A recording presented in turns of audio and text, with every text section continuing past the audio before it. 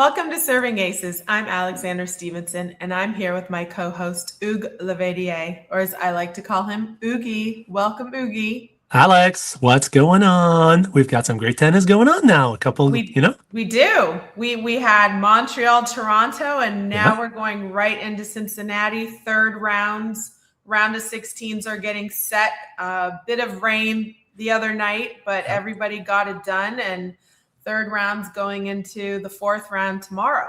Yeah, that's awesome. I mean, so much tennis to talk about. And personally, even on top of that, I didn't tell you before, but I saw yesterday one of my kids that I formed, he played the ATP Challenger in Quebec City yesterday against Nice. the Japanese player, super good, Taro Daniel. Like, used to be like Oh. 58 in the world, right? A couple years back. I remember him. And he lost 7-5, 6-3. So Maxime Saint-Hilaire, like I formed him. He was so young, like 7 or 8 years old, and it was so proud. I was so proud of him yesterday, and we talked about for an hour and a half after the match.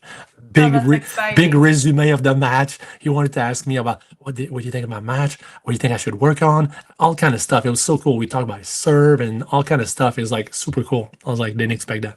That's great. And especially since Montreal and Toronto just finished, Yeah. that's nice that Tennis Canada is taking the momentum and putting an ATP challenger in. I think they also have a challenger for women, I think, in Granby, still going on maybe next week or this week.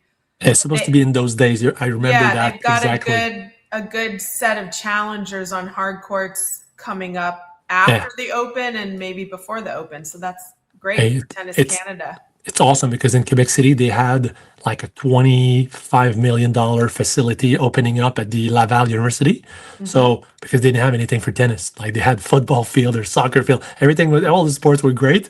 And tennis was like no courts almost. I mean, like indoor courts as fast as Wimbledon, which is on carpet. Yeah, that's where the Quebec City tournament was played. Exactly. And it was, they rolled surface over because you cannot play on these courts originally. It was like 2 courts there. Oh my God. Yeah, exactly. And they put those uniturf, like a rubber-ish material to play, and you play great on those courts. Of course, it's kind of fast for you. It suited your game perfectly. And but now they had really normal hard courts, like same speed of the US Open, or same thing. So they have 6 outdoor courts and 6 indoors. Super nice. So that's new fabulous. Facility, and they played over there. So I think it's even more like maybe 8 courts. I don't know, maybe eight or 6. It's super good with stands and everything.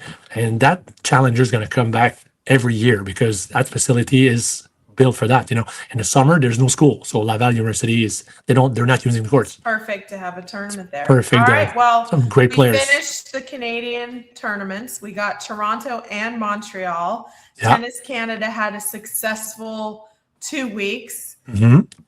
Ben Shelton is the men's champion, and Iga Swiatek, the women's champion in Toronto, Ben in Montreal. Okay, so Ben won back-to-back. So now he's won in Toronto and he's won in Montreal. Yeah. We heard his speech.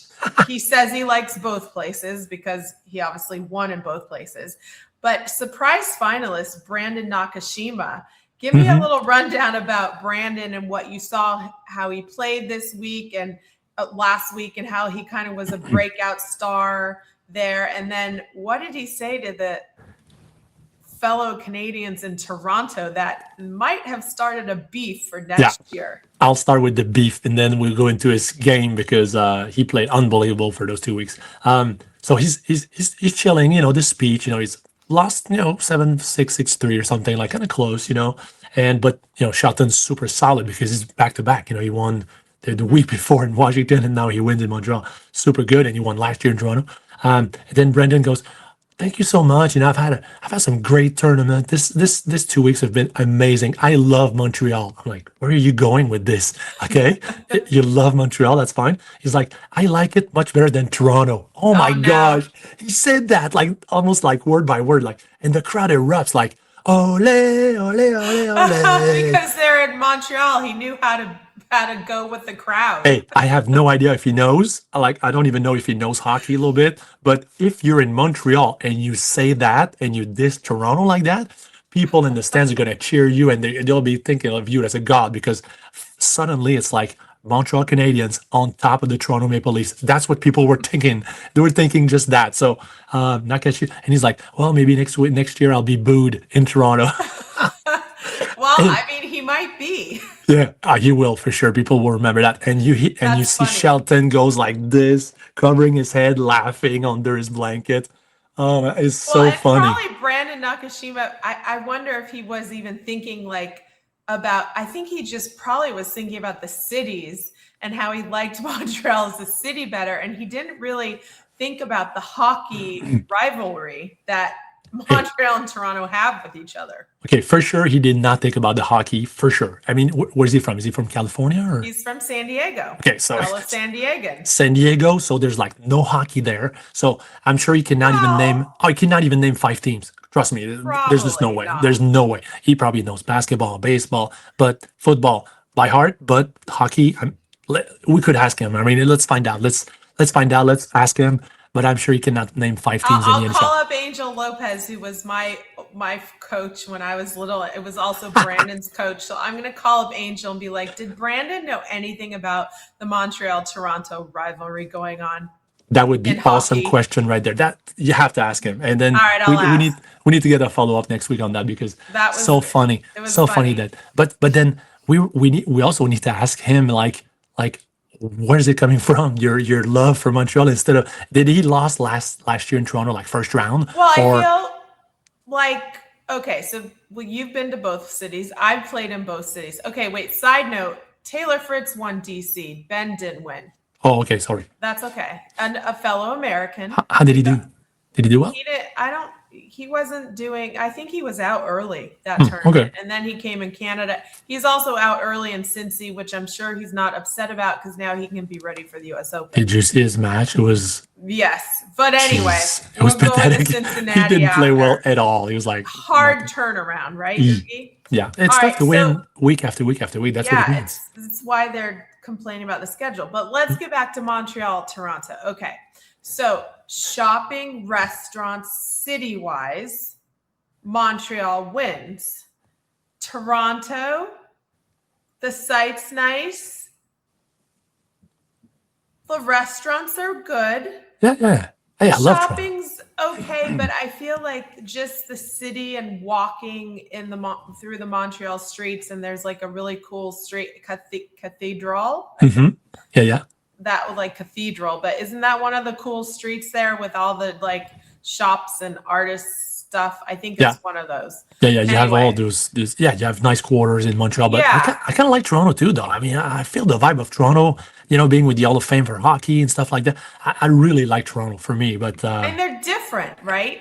Yeah, so they are different. They're very different. Cool. I mean, they're both cool cities. It's just I think maybe the tournament wise, he must obviously like Montreal better because he got to the finals.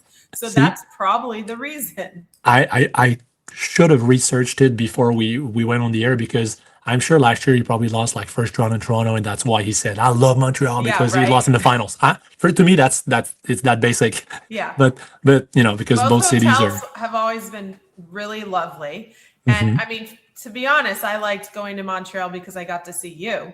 So you were closer than in Toronto. True. Thank you. But I did like both, and I played in both cities and of a lot of cities around Canada. So hopefully he'll be embraced when he goes back next year in Toronto. I can't wait to see. It's going to be funny. It's going to be super funny to see how it unfolds. But big breakthrough for Iga Swiatek. It's so funny to say she had a breakthrough by winning this tournament. But look, we haven't been picking her to win tournaments. Yeah, she hasn't won almost since a year. It's been almost a year. And her getting through this tournament and winning the matches she did and gaining that confidence, that sets her up for the U.S. Open, I feel. But tell me a little bit about her speech and what you felt from her that was coming through. So we didn't expect both of us to see her win. And, who did, because she's been, cruising a little bit, losing some matches here and there. And suddenly she wins, like solidly, and after she won the match, she looks at the camera to her right. I'm like, what? What's going on there? She gonna do this? Angels, no angels. And so she's standing and she looks at the camera and she goes, I don't understand Polish, of course, but she goes really violently, like "Rah, rah, rah, rah, rah," like in Polish, because I was like, I don't understand. But then Yeah. and then she's like this and that. Look at her box, all pumped up. I'm like, okay, chill out. You won. That's good. You want to be happy, but then and then it kept on going. And the first she shakes hands with everybody, and first interview she does, it reveals itself like. I'm really happy I won because you know what? Some experts back home for tennis in Poland, I got bashed, and people said bad stuff about me. They don't know what they're talking about, and this and that, and talking about her game badly. I'm like, whoa, this is nice, great interview. Like she's outspoken, and just Yeah. really emotional about it. So because normally Iga's like this, Pretty her even emotions keeled. Yeah. And I pretty mean, even. she gets pumped up on the court, but Yeah. she's pretty, yeah, you wouldn't say she's outspoken like Sabalenka is. Yeah, during the interviews, normally she's like really, steady, and she's Yeah. gonna give you some hockey like interviews, like slogans and stuff like that. We've been playing well, and we don't talk about you. So she said that, and it was awesome, because she really wanted to win. She's like, I really wanted to win this one. I'm like, whoa, and then Yeah, well, it so fueled her. Obviously, it did. listening to which it's hard to block the noise out, right? When you're a player, you hear it. You try not to read it, you try not to hear it, but there's so much media now that Yeah. it seeps through. So obviously this has been seeping through with Iga for the last year, and it fueled her, and she was able to put her game together, and then she just let it all out, right? It was like, It was hey, amazing. It was amazing to watch look because what I did. hey, you know what? Her coach was not even there. I mean, Francisco Roy was not there, and she said it at the interview as well. It's like, well, I hope he's watching, but he's not here for my first win. It's too bad. But then she's like, really happy that she won. He was not there. That's big, because if you win and your coach is not there, you're allowed to coach now. So I mean, her mental coach was there. That's great, but the tennis coach is not there, and he's the one normally is going to say, okay, play it to the backhand, do this, do that. He's going to suggest stuff, and she won by herself. That's like big. It's a big win because she's the only one who was about on her team now. So yeah, very happy for her, and I'm happy that she won and she put that in the face of everybody who was saying bad stuff again, because that's not nice. You've been there, I've been there. Yeah. You've been there at the highest level, and you probably didn't hear everybody saying stuff, but it's kind of rough. Hear it. And It is. exactly, and I forgot who mentioned that, and she did, but then other players are like, that's the toughest part to deal with, because you're hearing stuff and you don't have time to answer back, and like, what's he gonna do? You're gonna start a fight with somebody with words? That's like not, you need to focus on your career and on your game. But that's tough to do because it's always there. It's always like, In the back of your head. it's in the back of your head. People, to me, it was like at the small level, but people were saying that I was slow on the court and I did not hit hard. I was moonballing all the time, and he's not good. So I was hearing that all the time, and it's like, okay, I win. I'm beating you guys. Should I start hitting harder and maybe lose, or should I? Screw it. I'm just gonna play my game and win and keep on winning. Yep. Because I'd love to hit harder, but hey, if I hit hard, it's gonna come back harder and quicker. And I'm not fast on the court. I'm not stupid. If I hit hard, it's gonna come back quicker. I'm gonna lose. So to me, your game. So that was the play reasoning. The way that you can win.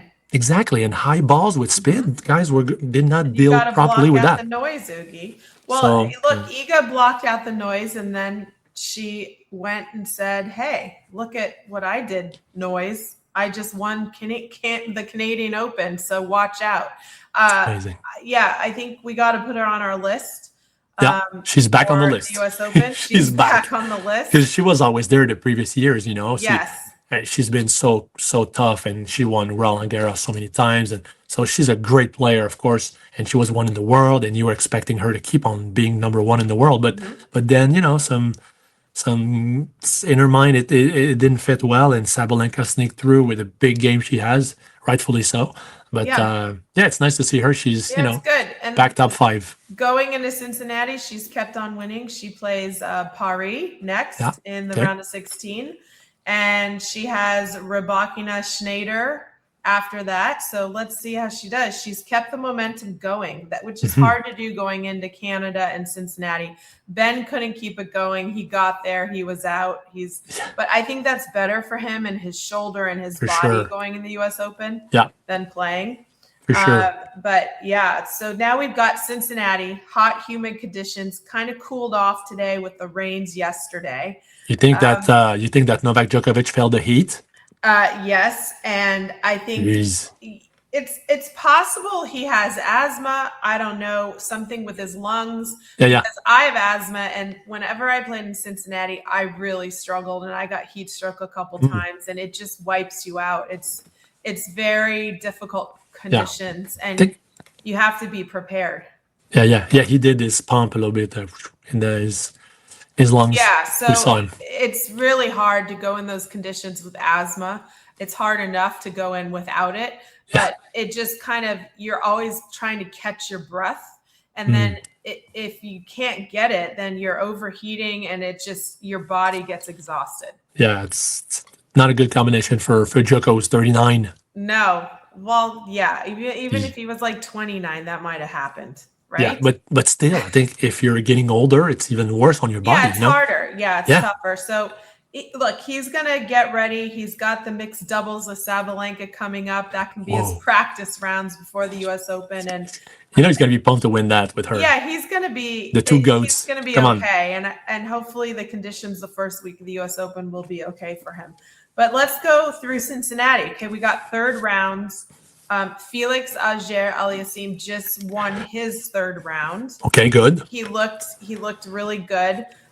We got to talk. Who did he play today? Because he beat Tsitsipas like yesterday, wasn't it? So he just finished like 45 minutes ago. So right now, Leonard Tian is playing. Tiafoe, and it's the third set right now. Is it third set almost? A third set, 6-4 Tiafoe, 6-4 Lerner.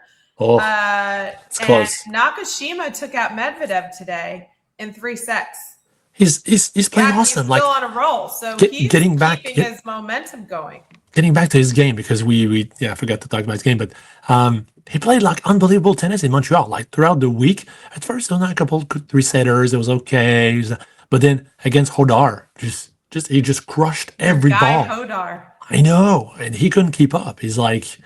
Overpowered him. Nakashima just overpowered him, like exactly with the serve and the ground strokes. He was just, his backhand was just like, whoa, two-hander, just fuming, forehands as well. He was just hitting hard. Nakashima deserved to beat him and to be in the final. So I like Nakashima. He loves Montreal, and he's got a big game. He loves Montreal. So he's on my list. And he's on my list. Medvedev. That's not an easy guy to beat. His coach is Wayne Ferrer. He's been working with him for months, and it's all coming together for him to make a breakthrough at the U.S. Open. So let's keep it rolling. He took out Medvedev in the third set 6-1 today.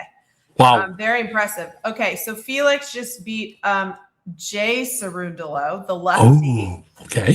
Tricky first set, 7-5, and then 6-1. He figured out his patterns. Okay. He looked really good. He looks fit. He looks calm. He was on Tennis Channel doing an interview, and I found this really interesting because everybody's talking about the mixed doubles and how are the players going to manage playing mixed doubles going into the singles, right?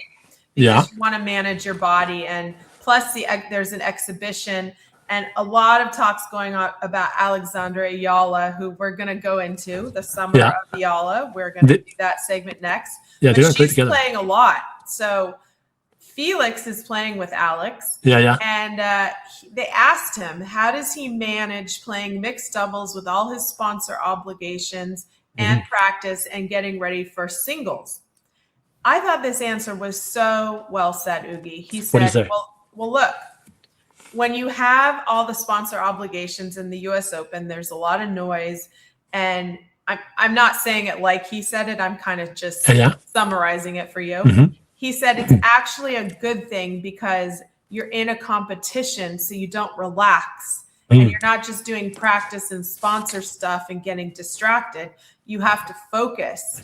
So I thought that was so well put to an audience and to people that think, okay, maybe mixed doubles is too much. But Mhm. he's looking at it as a way as this is like a really good pre-tournament to Mhm. keep my competitiveness Yeah, and keep his going into edge. singles. That's smart. Yeah. That's a really good view of looking at it, because if you're looking at it like wasted time, or because it's mixed doubles, it's not like Mhm. he wants to win the US Open. And so in Yes. doubles, mixed doubles, how's that going to help me? Well, because you're going to be facing some pressure and Mhm. working as a team and finding solutions. So his answer is like super good, and I like his approach. Yeah, That's I really do good. too. And I'll give you a side note. Okay, so my junior player won the girls 14s doubles last week. Good She job. got a gold ball. So this is what we were working through. At first, when she got injured a couple weeks ago, I said, okay, singles is out, Mhm. but Yeah. but you could go play doubles. Yep. But we got to see if you're healthy. Hmm. And then it came time where it was like a quick turnaround, and I was a little worried about keeping her healthy because that's been a theme for this year. Yeah. And so I sat down the team and the parents and her, and we went over all the scenarios. And I said, okay, you could go play, but you got to go play and be ready to go, Mhm. or you stay and train and you get ready for singles. Here are the options, but you have to be okay with what you decide. And at 14, I felt she should choose. Yeah, for sure. But you got to play devil's advocate and lay everything out, right? Like, Yeah. are you really Here are the facts. 100% to go in to set yourself up for the fall tournaments for Orange Bowl? Yeah. Well, maybe not, but what are the benefits? Well, Mhm. you win, you get confidence, and you stay uninjured, and then you know you can do it. Yeah. So there are a lot of unknowns. And she chose to go play. And I said, okay, then we go play. Yeah. And we go do it. And so I was impressed. Like, she got up, she enjoyed the doubles, she loved playing with her partner, she had fun. She won 3 matches in tie breaks, and the final round was a third set, and they got through it. And Wow. I think this can set her up for confidently for singles coming up. For sure. For sure. So- and even some WTA players have won before doubles, and then Yes. Ash Barty and all those the great players. Sometimes they won in dubs and then Well, they get to singles. Hugues, you and I won in doubles before I went to 18 in the world. Remember true. that tournament? That's true. Yeah. So the It gave you tournament I won confidence to win with Serena. Yeah, it you're right. helped me carry into singles. And so I was thinking all the players that have done that. So it was a successful trip. Yeah. But the funny thing about tennis is you really don't know. It's the unknown, right? When you're trying to decide what to do. Yeah. And then you really have to get the player's opinion, even if she's a junior, Yeah. you got to go, okay, well, what do you really want to do? And if she wants to do it, then you got to go let her do it or him do it. Mhm. And if it doesn't work, okay, you reset, you start again, right? But then Yeah. if it works, it's great. Like, it's a great kickstart to the rest of your season. It's a really good reward. And confidence wise, experience wise, knowing, I've won and I can do it again. So Yeah. props to her and you. Good job. Yeah, well, thanks. Anyway, setting that up for the mixed doubles of the US Open, different circumstances. Of course. But going back to what Felix said, you can parallel it because Mhm. he's going in. Okay, Cincinnati's not over. He's still playing. But he's going to keep what you said, the competitive edge through the mixed, and take it into singles, and that's going to help him. So good. I can't wait. Hopefully he does well with Iala, because there's going to be crowds for them. Oh, I mean, can you imagine? It's going to be a rocking. They're going to have to put them on Arthur Ashe every day. For sure. Yeah, I mean, she needs to Totally. play. She needs to play there because there's going to be 25,000 fans from Philippines in the stands. I can't wait. Okay, Literally. so now we got to talk about the summer of Iala, our little segment on Alexandra and her progress. Okay, great job getting through the third round. She got through to her seed. Mhm. She has played the most matches, 56 matches this year, and 22 tournaments, being Cincinnati was her 22nd tournament. Okay, so she's got a lot of tennis behind her, but she has a lot of match toughness behind her. Yeah. But now we got to be like, okay, how's her body going to stay healthy? Well, we were disappointed that she lost to Amanda Anisimova. Like, I wanted her to get through. Yeah. But I'm actually kind of happy for her because She's gonna now recuperate physically. she gets rest before the US Open. So, I mean, I won't say happy, but I'm kind of like, this is not a bad thing. She gets to like recuperate, recover, go in.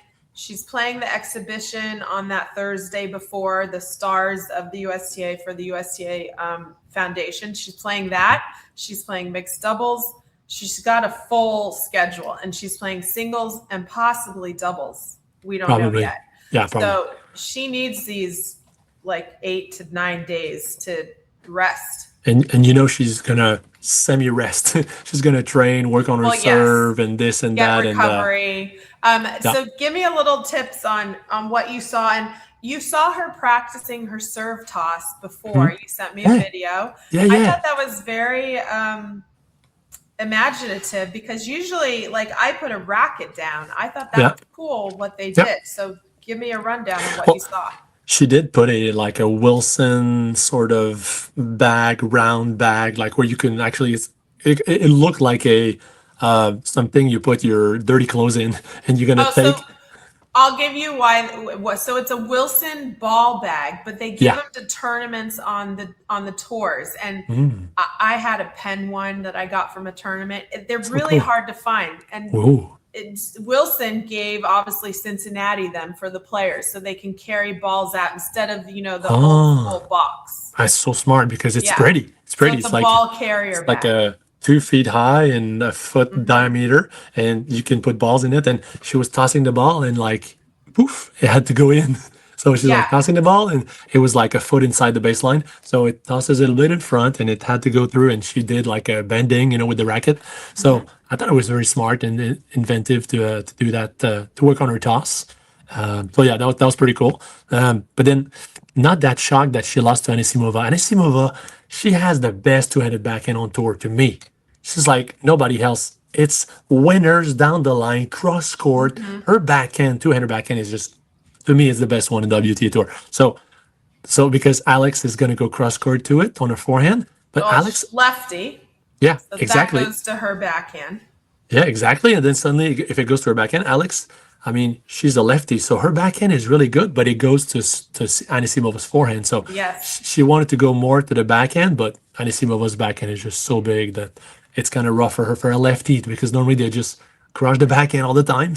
But yeah, so Anisimova, I mean, I'm surprised she doesn't win that as much as, I mean, she should win more, because her game, she hits so clean the ball. It's unbelievable. She's top 5 in the world to hit cleanness. She got to 3 last year, and then she's had some injury, but she looks fit. Look, Alex came out, and I have to say, her grit and her hustle and just her fight.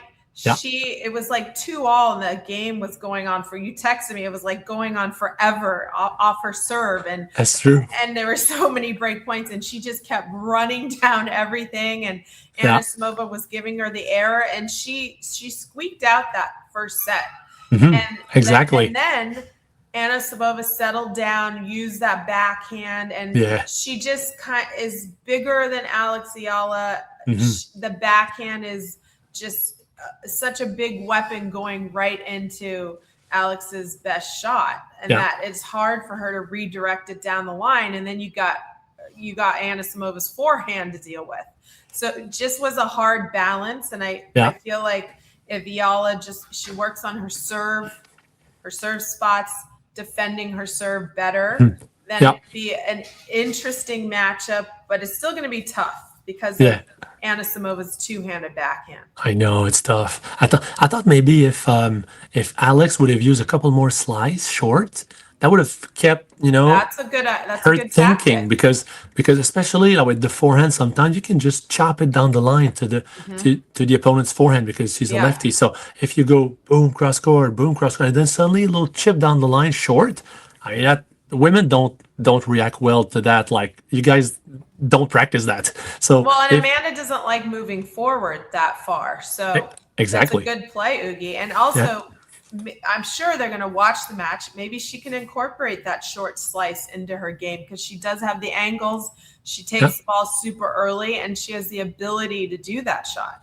Yeah, exactly. And of course, it's like anti-natural to just boom, boom, boom, and suddenly slice. But it works because once you get into a groove, boom, boom, boom, and the opponent doesn't miss, if you're the one just redirecting a slice short, that takes the opponent off their heels and they have to move forward. And who knows that's how that's going to come out because you can't really attack it. You're going to be short stepped and then you have to put it up. So like Federer was the best one to do that, and you tried that a little bit sometimes, and it worked because you had a one-hander backhand, so you boom, and then suddenly you slice short, even cross-court short or down the line short. It works because the opponent's going to be like running forward, having to put the ball back up, and then you can just take your forehand and just whoop. Exactly. So that could be a good tactic. So Alex is going to go rest and recover and work on her serve, work on her short slice. That'll be nice. And meanwhile, she's already passed the $3 million prize money mark. Wow. Very impressive with these 56 matches and counting. She's going in, debuting a Nike dress, and who knows what sponsor stuff she's going to be doing at the Open, but I feel like it's going to be Iala mania like that first week, and it's going to be exciting to see. And we know she's going to keep her focus because she's such a hard worker and she knows how to just stay in her zone. So think about it like mathematically. Okay, so Canada's population and the US population, you guys have 10 times more people in the country, right? So that's just mathematics. It's just so if the stadium in Toronto was booked at 5,000 people, yes, it was booked in 30 seconds. So could you imagine the U.S. Open in like 50,000 people could go? It's like 10 times more. So does it sit 50,000 people? Bonanza. The Arthur Ashe Stadium, does it sit 50,000 people? No, how many people? I don't think it sits 50. Maybe 25, 30 or something. Probably like a hockey arena. Yeah. Okay, but so that could be booked only by Filipino people. It'd be amazing. That is true. That is true. I hope it is because they will show up and they'll have flags and smiles. It'll be fun to see. And Felix and her, they're going to be a good doubles team. I'm looking forward to that. They have a chance. They have a chance to win. They can win that thing because Djokovic, Sabalenka is really, really tough as well. But then the other teams, double specialists, of course, Irani, that's going to be tough. But other than that, there's people playing together, but then I kind of like the chances of Felix and Iala. Yeah, because Felix is a good doubles player. He plays really good doubles. He's got great hands in the net. Doesn't play often, and that's okay. He's top 5 in the world. But then in Davis Cup, he plays and he's winning. He knows how to play doubles. I'm looking forward to that one. That'll be good. So we've got still left in the draw for the women: Anisimova, Pegula, Swiatek, Sabalenka, Goff, and Rybakina, and Jovic is playing right now against Buskova, so we'll see. And it's a 2-1 in the third with Tiafo Tien. Okay, so I have a interesting take on Venus and Serena's doubles last night. Oh yeah, tell me about it. Okay, so they played together. Was funny because Zverev was playing his match on Stadium, and they were playing on Grandstand, and they panned a Grandstand, and it was like standing room only at 9:30 on a Monday night. What was last night? Yeah, Monday night. Yeah, Monday in Cincinnati. Wow, like, packed. So this was like Alex Iala packed. Yeah, that's that was Venus and Serena. They packed it in. So they played Kostyuk and Stearns. Not an easy team. Those two players are like top 20 in the world. That's like super tight. And Payton is in top 20, but she's solid. And David Witt is her coach now, who used to be Venus's coach. With Venus. Yes. Oh my gosh. Okay. So he was there, and Venus and Serena came out, and they just weren't making their shots. Lots of unforced errors, and Kostyuk, Stearns just went after them like they were dialed in, and it was 6-2. Okay. And then all of a sudden, the momentum shifted. And Venus and Serena won 6-1. Oh, 6-1? You were like, whoa. Like, what happened? Like Monfils against Tien in Montreal just 6 hours ago. But you could see Venus and Serena working it out and the competitiveness. And, they're tough across the board. Kostyuk and Stearns could go up or they could go down, and they went down. They just were not working together, Wow. which is why it's fun to watch doubles, because you got to work together as a team, right? Oh, for sure, for sure. So then it comes to the super tie break. Oh, that's right. There's that. Okay, Serena takes a bathroom break. So she must have had to go to the bathroom because before the third set. It was so odd, Hugues. Like, she totally broke her own momentum. So that is so weird. Yeah. Wow. Did she say why in an interview? Did she say why she had to go? No. Because you know what? Even if I feel sick or I have to go pee, or there's really no way. There's no way that I'm leaving the court. Come on, you just won. She left it. You won 6-1. Yeah, you won the. It was. So I was shocked. I was very surprised. You'll be in the locker room in 10 minutes. So let's go. So they get down like 6-0. And Kostyuk's playing out of her mind. See, like, bad break. Right? See, 6-0. So she went to her bathroom. She comes back. They're down 6-0. So, yes. Serena, what are you thinking? Rule of thumb, when you win the second set, if you can not go to the bathroom, would be ideal. Like, don't go. Hold it in. Keep your momentum. Hold it in. Yes. All right. So they get down 6-0, but they're still competing, Hugues. Okay. Nice. And it's like 8-2 or 8-4. And I'm like, they're coming back. 6-7. Okay, it was 8-2, I think. But Serena had 2 serves, and I'm like, okay, they can get back to 8-5. No, 8-7. Whatever score it was, Serena had the 2 serves, and I knew they could get to 8-7. It was probably like 8-4, and then they broke. They broke, and then she's serving 5-8. 8-5. She was serving 5-8. I'm like, Serena's gonna hold. She holds one with an ace and one with like a service winner. I'm like, there it is. Wow. So 8-7. Okay. So then Kostyuk, or I forget what happened. They held, then it's 9-7. Ooh, okay, match point. Okay, the ball is in Venus's hands. So 9-7. I'm like, oh my gosh, okay, 9-7. Venus has to serve. Not ideal, Hugues, because her serve, her toss gets super low when she gets nervous. And I was just like, okay, Venus, breathe. First toss, I go, oh no, bottom of the net, like middle of the net. No way. So low. Like it was for like somebody 5'8".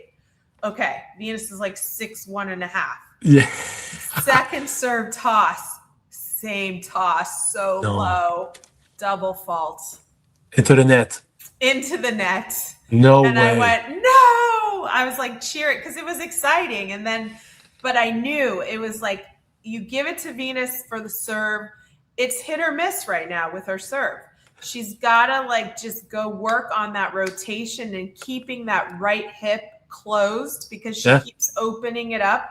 And then when she opens up that right hip with the low toss, it's not ideal.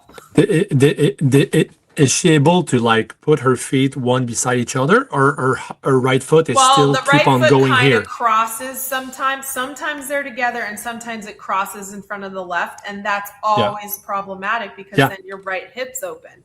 Exactly. And if you have a low toss and your right hip's open, then it's really hard to make the serve. Yeah. And fundamentally, that's been going on this year with her.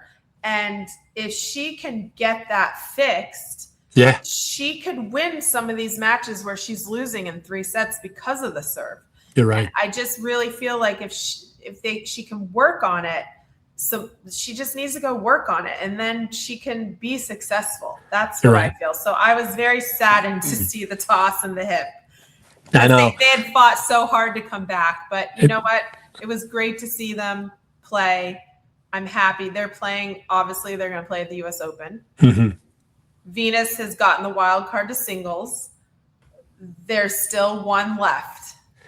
So you know what that means, Hugues. Big lol, because we all the whole planet knows it's gonna be reserved for Serena. Yes. They're just waiting for her to confirm upon her body and her scheduling. See if but going back to the biomechanics of the serve, I listened for an hour this past week to a podcast, French guys, like French professional guy for biomechanics on the serve. Nice. He coached Mpemba Pericard for a while. Mm-hmm. Forgot his name, but it could be easily found. So he coached him and he taught him how to serve and a lot of times. And there was some fundamental stuff that, he has the toss, but the momentum, the racket going down at first, the wrist being loose, and one of those points was no one anymore serves with the right foot surpassing the left foot.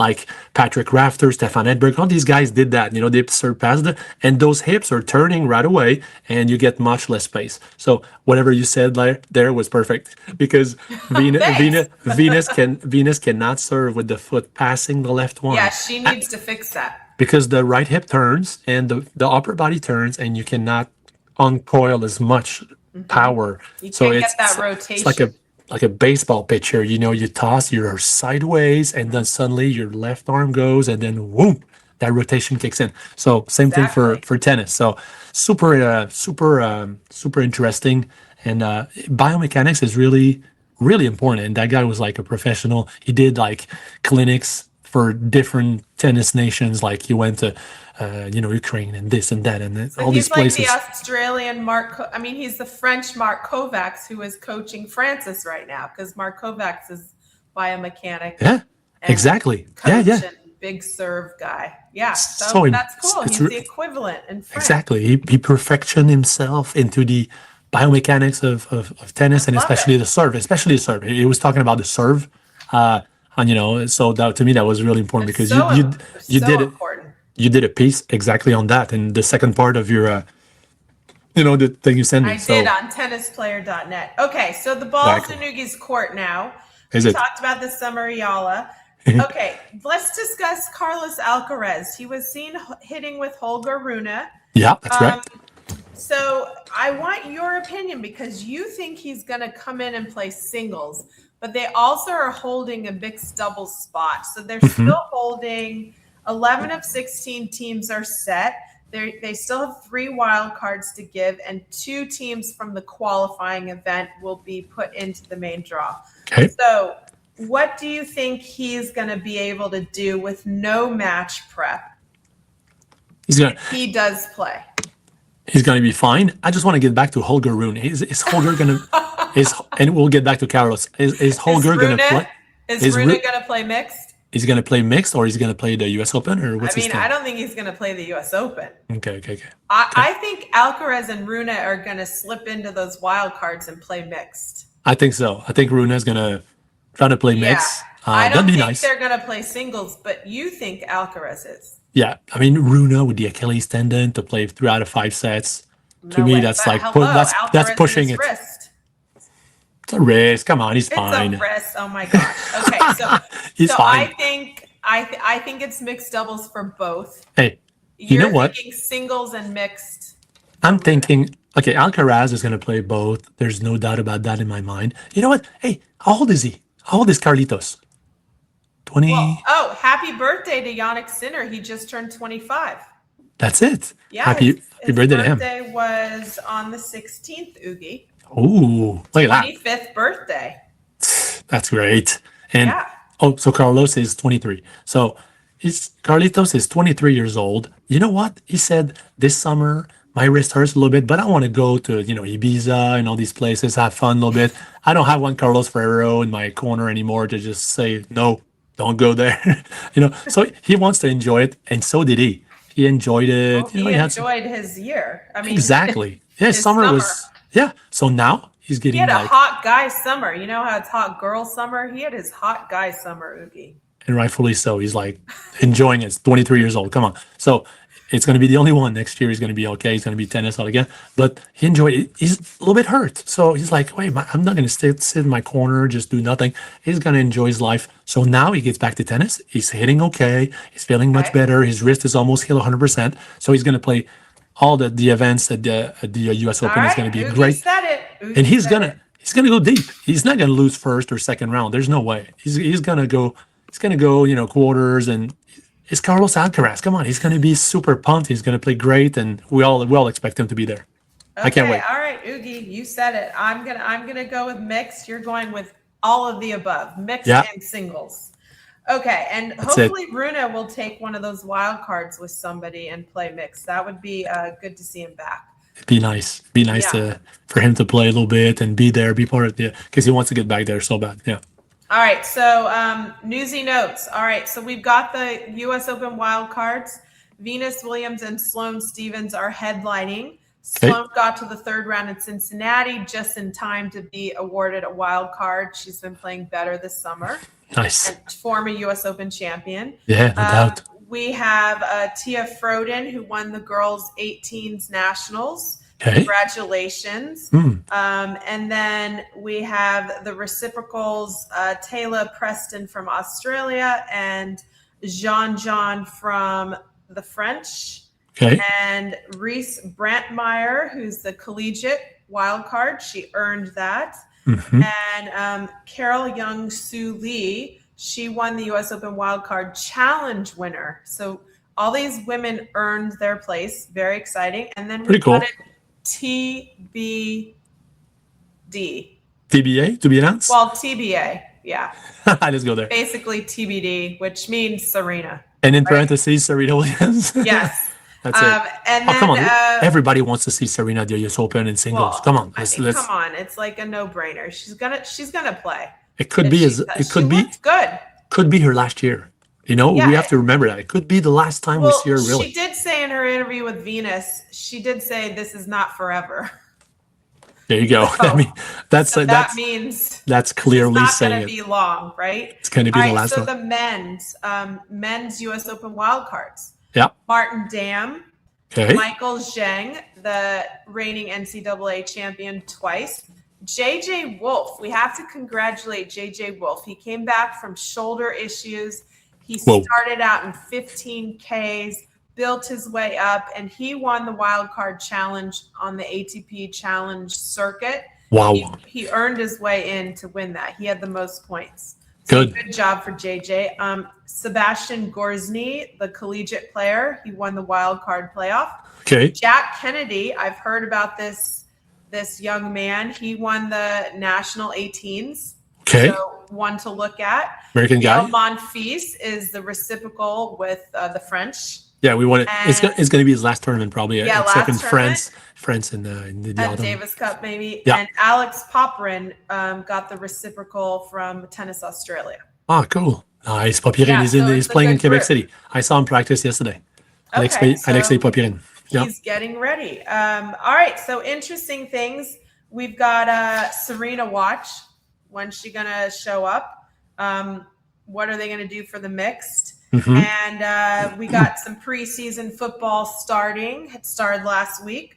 Baseball's in full swing. I've got my Yankees. The Yankees, no way. Sweatshirt on. Okay, so put that away. Come on now, let's go. I know. I had to show you, Hugues. I know. You know. I'm a Boston Red Sox fan and a Toronto Blue Jays as well. I know. So it's I like totally not like Yankees, but that's fine. That's okay. Okay, so we got a real life running point going on. All right, did you hear about the Lakers getting sold for $12.5 billion? No way. I've never. Okay, so is that true? Is that true? Well, they're trying to sell. So the Buss family. So Jeannie Buss is the governor of the Lakers. And if you've watched, there's a Netflix show that stars Kate Hudson and it's called Running Point, and it's based on Jeannie Buss and her family. Okay. And Jeannie Buss is an executive producer on it. Really good. You got to watch it. Okay. So now this is all coming to like real life sports succession. Wow. Okay. So her 5 siblings want to sell to Bob Iger and Jared Kushner. Okay. Sorry, Jared Kushner's younger brother, Josh. Jared Kushner is married to Ivanka Trump. Oh, okay. Josh Kushner is his younger brother, and he's made a lot of money. Okay, so Bob Iger is the head of Disney. Okay. So these two guys are coming in with Thrive Capital. No doubt. It's like this big capital. It's a lot of money. Let's just $12.5 billion. They want to give this to the Buss family. Whoa. The 5 siblings want to take it, and Jeannie Buss does not because she loves her team. She's like, no, this is my team. We're not for sale. My team. We're not for sale. And the siblings are like, we want the $12.5 billion. So that is so much money. Are you kidding me? That is amazing. That's like so much money. 12 billion. It's That's like 12.5 billion Lakers sale. So they're saying they bought it, really.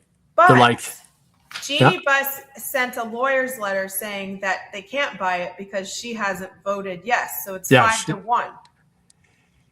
is she now. is she majority? Like, does she hold like she's the governor and 51% she runs the team. So she's like the head of the team. So if you watch this show on Running Point, Kate Hudson has all these issues with her brothers, but there's only like 2 of them, plus a sibling that they found out that the dad had with an affair. So anyway, it's funny. So they're always fighting, and she gets control of the team, and then they're trying to like not get control. It's a really good show, Oogie. So anyway, you got to check it out because this is like going on in real life time. So how's that gonna end? Like, what do you think is gonna happen? Well, we don't know because Bob Iger is saying, well, we're gonna work with Jeannie Buss, and if there's a change, they'll change with her, and they still want her involved. And that could be it. They can buy the team, but she can still be in charge of, the majority decisions or something like that. That could work. That could work out like that. Wow. That's pretty cool. It's a lot. So anyway, there's a lot of percentages, and I think it's $2.5 billion to the Buss family. My note said 12.5 billion, which you said it was a lot of money. That is a lot of money. It's 12 billion. 12. That's like, so that's like so much. That's like so much money. Check this out. Cool. Okay. So anyway, that was some fun newsy notes. And we've got Taylor Swift in Europe at a wedding in England with a short haircut. Really? She cut her hair a little bit shorter, not too much. Whose wedding? Some person. Okay. I think it's an artist. I didn't actually know the person. Friend of hers. It's not somebody that is a friend of hers, and Kelsey's at training camp. So there you go. She was spotted in England. Oogie. And Kelsey was not there. So no, he's sweating and getting ready for preseason. Hey, the Chiefs needs to bring it this year because they didn't make the playoff last year. That was tough, and they need some redemption there this year. Yeah, they do. So he gets 2.5. It's gonna be great. Okay, so my producer is saying they're buying it for 12.5 billion overall, and Jeannie Buss and the family would get 2.5 billion. Okay, so that's still a lot of good money there, right? There's no doubt about it. Now, if you were running the family basketball team, would you take the money or would you keep the team? That is such a big decision because she loves the team. Team is her life. She's enjoying every day of it. But then that's so much money. That is so much money. It's like, well, she already has a lot of money. Yeah, that's what I'm saying. So might as well just keep on running the team until she wants. I would choose the team. She can always sell the team and not do that in like 10 years or 15 years. But right now she's enjoying it. She might as well just enjoy it until keep it. And you know what? It's gonna grow even more. It's just gonna make more money. Yeah. Right. But she loves to do that. So I wouldn't. If I love to do something that there's no price. There's no price on that. I get to, teach tennis, teach golf, teach pickleball, and that's like, I love it so much that I wouldn't change for anything, For 2.5 billion. I would do it for free and because I love it. And people pay me. It's crazy, but it's nice. Well, it's always exciting to do what you love, what you do. All right. You ready for the podcast quote? Happiness is so important. Life is short. Might as well just, let's go for the quote. You're going to give me a quote. Life is short, finish. What was the next part? Life is short, and might as well just enjoy it the whole way. Yeah. Nice, Oogie. Okay, you ready? There you go.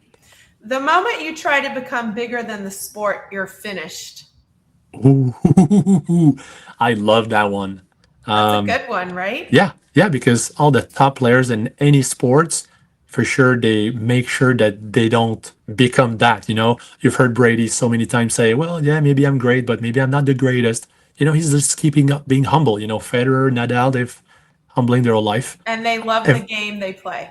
Exactly. And they respect the game and what the game gave them. I have no idea who said that, by the way. Who said that? Okay, well, since we're going to the US Open, I felt like I should give the new CEO of the US Open and the USTA a shout out. Craig Tiley said that, formerly from Australian Open, and now Wow. he's into the US Open. And I thought that's so well said because he's coming into such a big role and he's letting everybody know that he appreciates and he respects his role and he doesn't think he's bigger than the sport. Okay, that was it. Was he talking about him or was he talking about Serena or No, I think he was talking about himself because okay. he's and maybe everybody else, maybe the top stars, but he came through. He started out as just a local guy in a college town who then got a college job Okay. and a local guy who was going to school via Australia in the middle of America in Illinois. And then he got the job as a head college coach and failed his first year and then rebuilt the team and then made it so successful. And he kept on making things successful and he kept on working his way up. And now look where he is right now. That this is a new stage of his life and his career, and he's ready to go. That's impressive. I mean, wow, that's great attitude as well. So yeah, props to him. Great quote. So all right, that was the quote. Okay, so we've got the rest of Cincinnati coming up for the finals. You've got your hard court tournament starting next Sunday. It's clay court, Alex. We don't. Sorry, Us, I was in the hard court. It's old, court. Us old people. We always play on clay now. You have your clay court national championships coming up. I'm very excited for you. You're fit. You're ready to go. You trained twice today. I know. So now it's like you're getting into match mode this week. I know. I'm getting to match mode. Like, this is amazing. It's going to start Sunday in Ottawa. So, yeah, I'll be there next Sunday. So we'll podcast from Ottawa. Podcast from Ottawa. I liked Ottawa. I played in Ottawa. Yeah. And you go over the bridge and you are in, which the city you're in is French. Gatineau. Gatineau, yes. So I've stayed in Ottawa and played in Gatineau. Yeah, that's right. You played there. So, yeah, it's going to be exciting. I'm pumped. Number 5 seeds in singles and doubles. I'm playing doubles with Keith Leach, a guy from BC. He's got he's like 6'6", big serves. French. I'm pumped. This guy's Canadian. He's a double specialist. You know, he's like 6'6", he's got big serves, big forehand. He's going to play the deuce side. I'm going to play the ad side like college. Boom, boom, boom, cross court return. Hey, we have a good chance to win. Let's go. Singles as well. So awesome. I'm pumped. I'm in shape. I lost 8 pounds in 3 weeks. No alcohol whatsoever. I cut everything. So yeah, feeling good. You're in it to win it, Hugues. That's it. I'm like, okay, let's stop messing around these tournaments. I want to win them for once. I love it. Yeah. So we're gonna wish you luck, and we'll be back on with the Cincy finals going into the U.S. Open and talking about Hugues' clay court championships and he's doing. It's just nationals. You just say nationals. That's good. Well, it's okay. Nationals. Okay. It's always on clay. So yeah, nationals like you guys have nationals as well, right? For juniors and adults. Well, I just came back from the hard court nationals. There's clay and hard. That's and it. That's grass. it. Yeah, really. And, grass and indoor, yes. Wow. And winter. Yeah, there's a lot of nationals in America. That's great. Yeah, you guys have Easter more. Bowl and Orange Bowl. That is awesome. Seriously. Yeah. You guys have this set up perfectly. This is great. For juniors, they have it. So I know. Yeah, and seniors, you need to start playing seniors event. You'd win them. No? Yeah, no thanks. Maybe when I'm like 75. What are you talking about, though? I mean, you hit balls. You're in shape. Yeah, it's fun. I mean, I'd rather be playing doubles on the Pro Tour than a senior tournament, but I know. It's okay. Maybe when I'm like 65, I'll get back to you on that, Hugues. That is so old. Geez, 65 is like 20 years for you. Yeah. Okay. Well, this has been a lot of fun. If you like us, follow us on @Believe or at Instagram @Alexandra Stevenson @Hugues Laverdiere. Please like us, leave us a 5-star review, and we will see you next time. This has been Serving Aces. I'm Alexandra Stevenson. Bye for now. Bye for now.